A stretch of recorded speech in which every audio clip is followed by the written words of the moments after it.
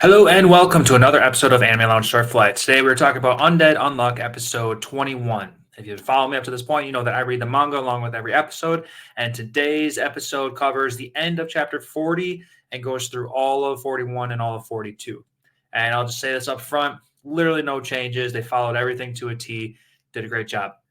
This episode was interesting enough. No crazy actions are happening here, but we did get to learn a little bit more about Andy's past, so I guess that was pretty interesting. Everything is pretty self-explanatory, so I'm not going to beat a dead horse with any kind of information, but it was really cool to see in the beginning that Ano was using an artifact, the Soul Caliber, in order to pull Fuko's soul out of her body and into Andy's book. I'm very curious about Ano. Where is she getting all these artifacts from? They didn't explain this pen thing yet, and now she's got the Soul Caliber. I don't know about you guys, but I thought of the fighting video game Soul Calibur, great game. So it's fun to make that kind of connection. Anyway, I'm wondering if she's got more artifacts, because it seems that these artifacts are pretty frequently used throughout this entire show. After Fuko continues to travel with Andy through all of his moments, it was nice to see that Fuko came to her senses and admitted out loud that she's in love with Andy. It's pretty obvious. I mean, she basically made that manga after their relationship and how she fell in love, and she basically admitted that if she fell in love with someone, it definitely wouldn't be a zombie or something like those. Whatever. That was like 2 episodes ago.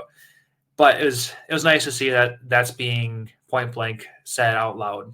And I'm gonna wonder if this is gonna turn into some kind of weird paradox kind of thing where does Andy know about future Fuko because future Fuko came to his past, and we're just going to get into this big time loop thing, like the paradox?